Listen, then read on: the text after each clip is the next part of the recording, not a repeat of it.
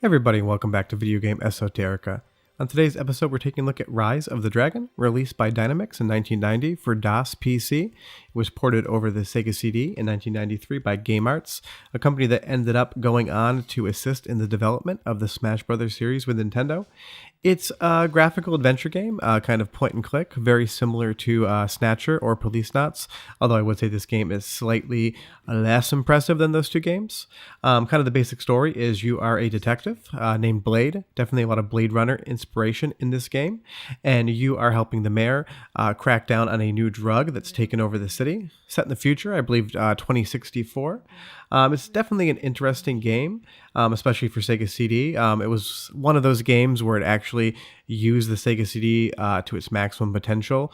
The original DOS game did not have any real-time voice acting, where the Sega CD version has an entire cast doing all the voices for all the characters, so that definitely kind of enhances the overall experience.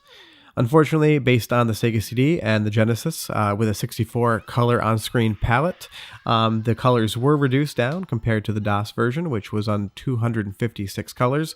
So the game has kind of a greenish hue to it. But I'll let you guys watch a little bit of the intro here, get a little of the backstory, and we'll come back with gameplay and kind of go over the overall game and kind of the history behind it.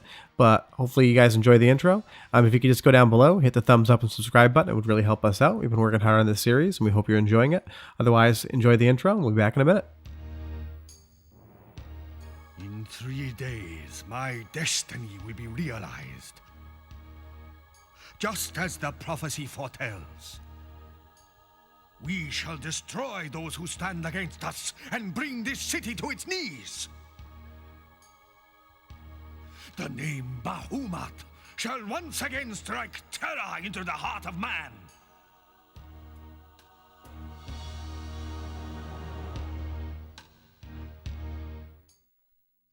Okay, so here we are with the main gameplay of Rise of the Dragons. Each scene has its own kind of like aspect ratio. When you're in Blade's apartment, you can see it's very narrow, and the screen is going to take that narrow aspect ratio to kind of show it to you. There is some definite interesting components. We're going through this video messaging system here, and you have the mayor sending the video message in regards to the overall plot storyline. His daughter died in the club from the new drug, MZT. That's who you saw die in that intro sequence, and he's now asking you basically to investigate this off the books. So it's not a full motion video. It's definitely just probably 5 or 6, images put together to give the overall look of full motion video, but it does work within the context of the game. You can definitely see that yellow tint when they reduce the colors down to 64 from 256, although it gives the world an overall vibe that I think works really effectively for the game itself. Interestingly enough, this is one of those adventure games where you can very easily get yourself into an unwinnable state. There is an in-game timer. You'll see a date and a clock above. When you do different actions or travel from one area to another, that time does increment, and certain scenes or characters that you have to interact with are only available at certain times. So you can miss parts of the story, or you can miss interactions completely, causing it to become unwinnable. That's your girlfriend Karen there. Apparently you stood her up for dinner and she is angry at you. You will need her help later, so you're going to have to rectify that situation and kind of pacify her for you not showing up. But as far as how the game plays, it can be slightly confusing because there are all those unwinnable states that you can get yourself into. You can time out and end up using 3 in-game days and not solving the crime, therefore losing the game, or you can get very close to winning and then miss an interaction or an item and end up having to reset the entire game or go back to a previous save to pick that up. It's very similar in that nature to like a Sierra adventure game where death is a thing, unwinnable states are a thing. It's definitely a gameplay style. It's not my preferred style, but as far as this game's concerned, that universe and the storyline that go along with it are definitely something I enjoy. So you have to get Blake's clothing first. He's actually not wearing anything, so you have to get him ready to leave the apartment. So there's definitely some interesting components, in world building where he can't leave until he's clothed, so you do have to acquire that. So here we are outside of Blake's apartment, and you will notice if you look in the top right-hand corner that time has incremented, and that kind of just goes to show what's going on in the game world. It never really tells you how much time you have, so that can kind of be a little bit of a concern. You're definitely not going to be able to beat this game on your first playthrough. It's kind of a learning experience, but it actually isn't that long of a game, so the intent is for you to go back and forth and to play this over and over again. So here we are at the Pleasure Dome. This is where the mayor's daughter died, and we're going to be going in talking to people. I have cut some scenes out that are very basic. There's a scene there where you have to interact with the door guards to convince them to let you in. It's not very hard, and it's not all that interesting, so I did skip by it. I'll let you guys take a look a little bit of the audio dialogue, and I'll come back with a little bit more of the explanation of the gameplay. I bet 75. You're bluffing your ass off, Sam. Call. Just ignore them. Now, what do you want? Hurry up and discard, Dars. Shut up. You're being rude. I'm sorry, I haven't seen that person, William. Why don't you try the bar? Perhaps there is someone there who can help you. Now, if you will excuse me, I must get back to relieving these gentlemen of their excess credits. Goodbye, William.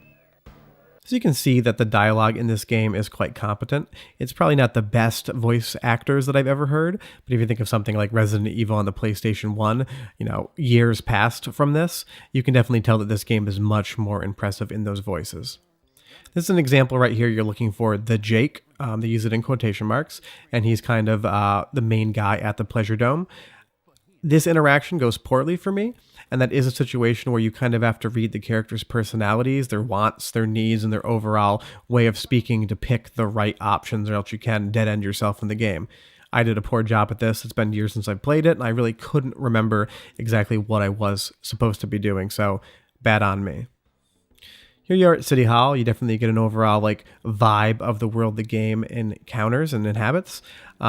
It does feel very Blade Runner-esque to me. I actually thought about doing the Blade Runner adventure game, but I decided Rise of the Dragons was one that was probably lesser known and very good, something I wanted to show you guys. So here you're talking to the mayor's secretary, who definitely has a crush on you. There are some sort of sexual and otherwise attraction tones in the game. It was actually edited from the original DOS version. There apparently was partial nudity and some sex scenes. I'm sure it was quite tame by today's standards, but if you think about the era that this game was released in, you had the congressional hearings with Night Trap and other, profanities or adult themes in gaming. So I'm not surprised that they actually edited this and cut it down to kind of make it more friendly to a wider audience, although the game was still rated MA-17, which was the old rating for mature. So I don't know if they wouldn't have released it with those scenes intact, but if you want the full experience, the DOS version would be the one you want to check out, although I really don't think you're missing much. This is Karen, Blade's girlfriend. The game definitely plays a lot in the interpersonal relationship sphere. Your relationship with all of the different characters impacts how easy or how hard the game will be. Spoiler alert, it's an old game, you could probably just read it. Depending on how you play the game, when you win or when you end, Karen can be alive or she can be dead. So you can complete the game while characters die in the background and you get different outcomes. Kind of reminds me a lot of some other games that kind of have that same vibe where you can end up winning the game in completely different configurations. Until Dawn was a great example of that, where there's tons of endings depending on what characters survive, and this seems to be kind of like a little precursor to that gameplay element, at least to me. She gives you the keys, you need them back at your apartment to progress the story. Get all these little different themes and scenes of when you're traveling through the train. It's now 14:33 on the 7 of 31, so you are still incrementing that time. I left my key card in my room, so I actually had to use that Steam vent there to get back in. Not gonna lie, I had to Google that because it's been so long since I played, and last time I didn't forget the key card.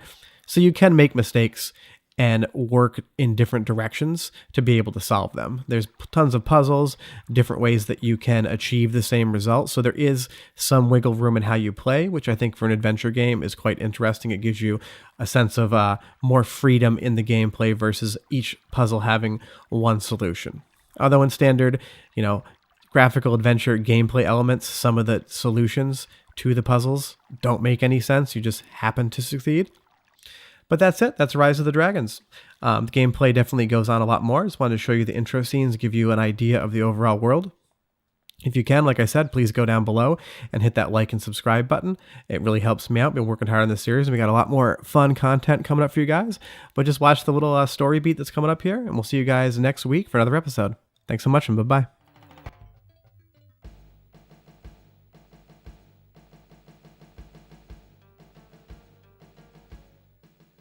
Mr. Kwong, I must regretfully inform you that we are a week behind schedule on our production quota. We must be ready in 3 days, or the schedule will not be met. We need more time. We're already pushing the end of the safety margin for the reactor coolant systems. You must push them harder. You will either meet the production schedule or face the wrath of Bahamut.